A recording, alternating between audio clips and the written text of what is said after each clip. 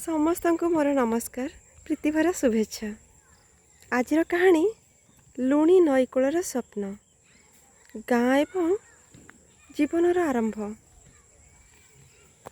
ପୁରୀ ଜିଲ୍ଲାର ସମୁଦ୍ର କୂଳିଆ ଏକ ଗାଁରେ ବିପିନ ନାମକ ଏକ ଛୋଟ ପିଲା ରହୁଥିଲା। ତାର ପରିବାର ଅତ୍ୟନ୍ତ ଗରିବ ଥିଲା।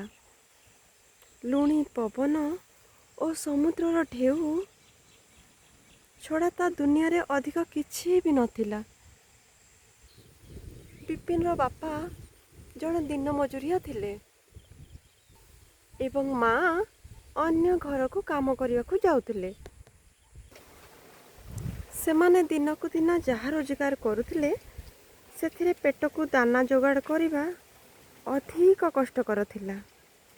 ପାଠ ପଢ଼ିବା ତ ଦୂରର କଥା, ସମସ୍ତ ଅସୁବିଧା ସତ୍ତ୍ୱେ ବିପିନର ମନରେ ଗୋଟିଏ ଅଦମ୍ୟ ଇଚ୍ଛା ଥିଲା। ସେ ପଢ଼ିବ ଏବଂ ଜୀବନରେ କିଛି ବଡ଼ ହେବ। ପ୍ରତିଦିନ ସକାଳେ ସେ ଉଠି ସମୁଦ୍ର କୂଳକୁ ଏବଂ ମାଛ ଧରାଳୀମାନଙ୍କୁ ସେମାନଙ୍କ ଜାଲ ଟାଣିବାରେ ସାହାଯ୍ୟ କରେ। ଏଥିରୁ ଯେଉଁ ଅଳ୍ପ କିଛି ପଇସା ମିଳେ ତାହାକୁ ସେ ଧୀରେ ଧୀରେ ଜମା କରେ।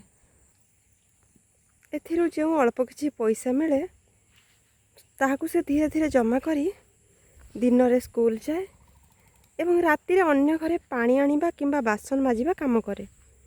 ତାର ପାଠପଢ଼ା ପ୍ରାୟତଃ ଲାଲଟିନ୍ର ମିଞ୍ଜି ମିଞ୍ଜି ଆଲୁଅରେ କିମ୍ବା ଷ୍ଟ୍ରିଟ୍ ଲାଇଟ୍ ତଳେ ହୁଏ। ତାର ପୁରୁଣା ପୋଷାକ ଏବଂ ଚିରା ବହି ଦେଖି ସାଙ୍ଗମାନେ ତାକୁ ବହୁତ ଥଟ୍ଟା କରନ୍ତି।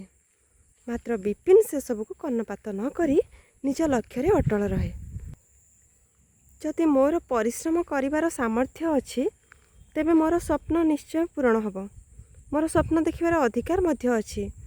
ଏହା ଥିଲା ତା ଜୀବନର ମୂଳମନ୍ତ୍ର। ବିପିନର ପରିଶ୍ରମ ବୃଥା ଗଲା ନାହିଁ। ମ୍ୟାଟ୍ରିକ ପରୀକ୍ଷାରେ ଫଳାଫଳ ବାହାରିଲା। ସେଦିନ ସାରା ଗାଁ ତାର ନାଁ ଶୁଣି ଆଶ୍ଚର୍ଯ୍ୟ ହୋଇଗଲା। ସେ ଜିଲ୍ଲାରେ ପ୍ରଥମ ସ୍ଥାନ ଅଧିକାର କରିଥିଲା। ତାର ସଫଳତା ପ୍ରମାଣ କରିଦେଲା ଯେ ଦାରିଦ୍ର୍ୟ କେବେ ବି ପ୍ରତିଭାକୁ ବାନ୍ଧି ରଖିପାରେ ନାହିଁ। ଉଚ୍ଚ ଶିକ୍ଷା ପାଇଁ ଆର୍ଥିକ ସମସ୍ୟା ପୁଣି ଉଭା ହେଲା। କିନ୍ତୁ ଏଥର ତାର ପାଠପଢ଼ାର ଖବର ପାଇ କିଛି ସ୍ଥାନୀୟ ସଂଗଠନ ଏବଂ ଭଦ୍ରଲୋକମାନେ ତାକୁ ସାହାଯ୍ୟ କରିବାକୁ ଆଗେଇ ଆସିଲେ। ବିପିନ ସହରକୁ ଯାଇ ପଢ଼ିଲା ଏବଂ ପରେ ଏକ ବଡ଼ ସରକାରୀ ଚାକିରିରେ ଯୋଗ ଦେଲା। ସଫଳତା ପାଇବା ପରେ ମଧ୍ୟ ବିପିନ ତାର ଗାଁକୁ ଭୁଲି ନଥିଲା। ସେ ନିଜ ଗ୍ରାମରେ ଏକ ଛୋଟ ପାଠାଗାର ଏବଂ ଶିକ୍ଷା କେନ୍ଦ୍ର ପ୍ରତିଷ୍ଠା କଲା, ଯାହାଦ୍ୱାରା ଅନ୍ୟ ଗରିବ ପିଲାମାନେ ସେହି ସଂଘର୍ଷର ସାମ୍ନା କେବେ ନ କରନ୍ତୁ।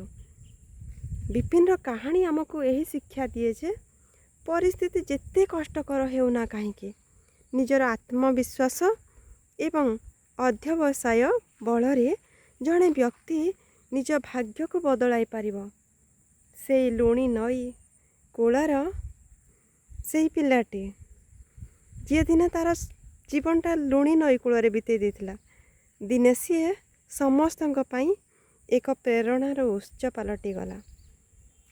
କାହାଣୀଟି କେମିତି ଲାଗିଲା ମତାମତ ଦ୍ୱାରା ଜଣାଇବେ।